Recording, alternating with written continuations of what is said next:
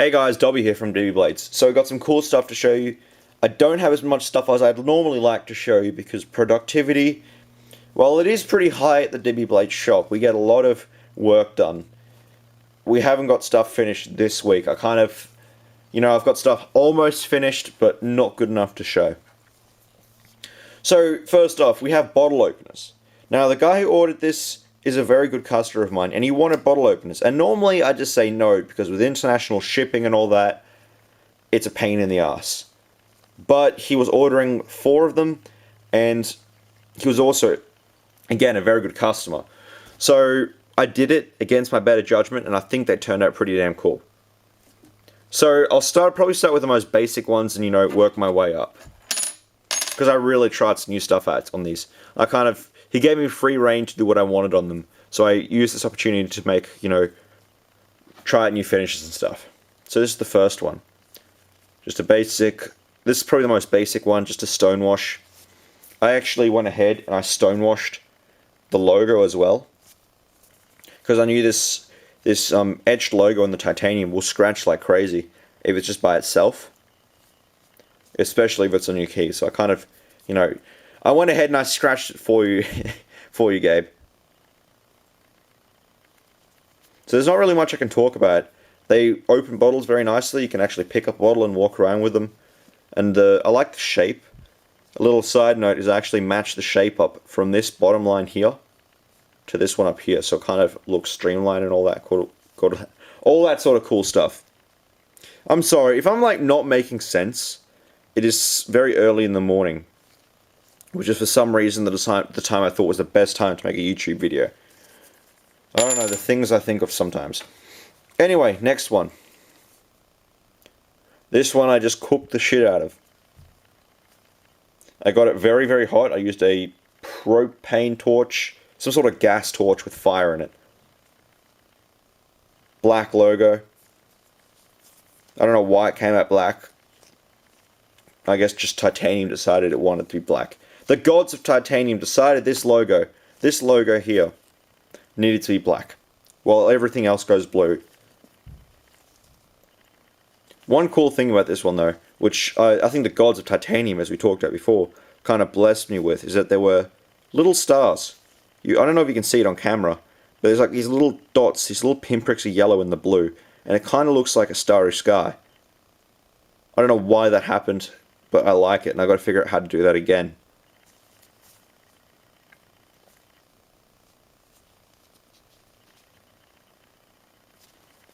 Alright, next. I'm sorry I'm rushing through these. There's not much I can talk about, really. There's not a lot of intricate details. It's just really a piece of titanium with a finish on it. This next one, I tried the hole pattern, or the crater pattern, or whatever you call it. So essentially just drilled a shit ton of holes. I then heat colored it. I then heat colored it and stonewashed it. And for those of you that never work with titanium, for some reason when you drill it, it actually, the chamfers and all that come out polished. So just by drilling it, every single one of these things are polished. I don't know why titanium does that, but it does. It's very unpredictable titanium, at least from my experience with it, which is not that great, granted. I'm sure if you've been working with it for 20 years or so, you'll have it pretty much down pat. But for me, I'm always learning when I work with the stuff. Sometimes it says, alright, we'll do exactly what we want, mate, no problem. And sometimes it says, bugger off, we want to do our own thing. So it is often a challenge to work with. Especially heat.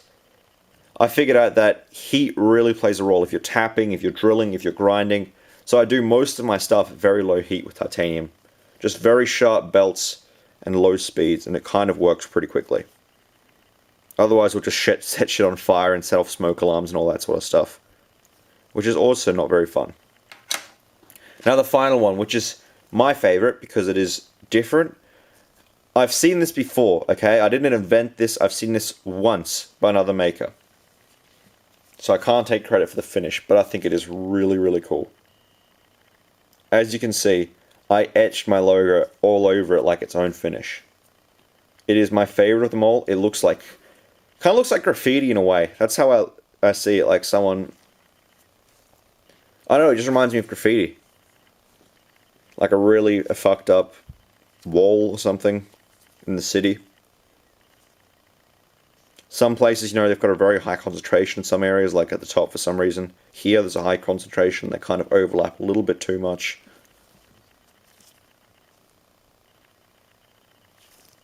This light is just doing weird things today.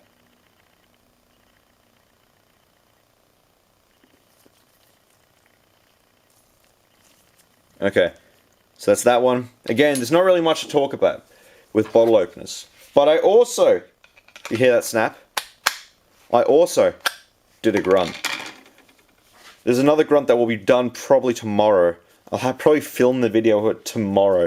I want to have 2 videos a week or something, so that's the goal right now. So I'll keep that for the next video.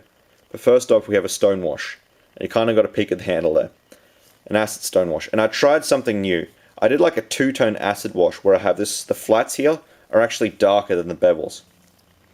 You won't see it on camera probably, but if in natural light and if you rotate it a little bit, you can actually see a very distinct difference in the darkness. The handles are black and green layered G10. This is the second time I think I've ever worked with layered stuff, or no, third time I've worked with layered stuff. It's kind of cool. It's often not my thing, personally. But in this case, it just works. I really like this. This is my favorite grunt. But that's mainly because I haven't done it before. A lot of the G10 grunts, I've done it before. They're cool, but it's nothing new. And something like this really just looks good. Big fat swedge. Right there. I also stonewashed it again in my very, very high-tech stonewasher or jar and marbles. That is it. I have this big jar, actually it's a tin really, it's a tin. And I filled it with marbles and WD-40 and that's what it does. I don't want to use rocks because rocks have those very jagged edges and they tend to, rip up the steel or whatever more and they can really pit it, if that makes sense. And if you do it with rocks, you can really expose your knife to rust. And this being D2, I didn't really want to do that. So I use marbles because marbles don't really have a sharp edge because they're the circle, the circle ting. Yeah. So they're circles, so they just, don't actually like rip the steel apart like stones would. So it should, in theory, protect it a little bit. We have the holes through the handle. Very popular. I did one knife with a Kirin with a holes through the handle and everyone seems to like it. Alright, it's kind of cool. I'm not a huge fan of it because there's another extra place to clean. But, a lot of people do like it, so I'll do what they want. This is an Anzo pattern with little notches in there. The notches are a pain in the ass because the tool you use, you don't want to have it near your fingers. You don't want to be holding it and putting the notches in because if you get the tool I use for it, if that gets your finger, it will grind the shit out of your finger and you'll probably go to hospital. So I've actually got to take it off and clamp it and all that. So it is a little bit more of a process, but I think it's worth it. It really brings out the pattern. It's kind of boring without those things personally. Very, very sharp. Now, hopefully, I can cut it behind camera. I know the depth session's kind of messed up looking through the viewfinder, but... come on. Alright. Jesus Christ. We will do this, people. We will get this on camera. Alright. Oops. I know you won't be able to see it, but you should be able to hear that it's just popping off the hairs. Very, very sharp knife. Again, hand sharpened, because I suck at the belt grinding sharpened. I tried sharpening my own knife on the belt grinder, and it's sharp. I mean, it's probably fine. Most other guys will just say, oh, it's fine, and ship it out like this, but it's not as sharp as it could be. Yesterday, the black and gold grunts that I showed you a couple days ago, You know, the black with the black handles and the gold screws. That arrived and the guy was just freaking out how sharp it was. Because these things are very, very sharp. And I just can't get them at the same point in the belt grinder. Probably mainly because of my skill. I don't know, I've seen a lot of other knife makers, you know, at shows and stuff. I'm not always that impressed with their edge. Sometimes they're pretty good. But often they're just kind of eh. I mean, it's not a huge deal, because you know you're going to sharpen it anyway. But I don't know, it's kind of the presentation for me. So I still do it by hand. It doesn't take so long. I kind of got it down. I do belt grinder and stone. You know, I grind the edges on the belt grinder. Just, you know, knock them, apex it on the belt grinder, and then refine it with stones so it is really sharp with stones. I just take the bulk of the work with the belt grinder.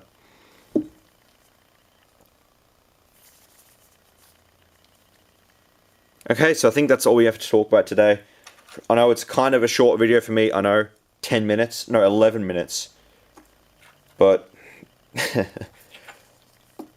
alright, so thank you for watching, guys. I will have more stuff in the next video, I promise. More stuff in later videos. We have customs, we have grunts, we have friction folders. All that good stuff. Friction folders are a while away, don't get that excited. But we have stuff that needs to be done. I have another silo on the books. That's going to happen soon-ish. Note the ish. Alright, so that's it. Thank you for watching, guys. I really do appreciate the support. Adios.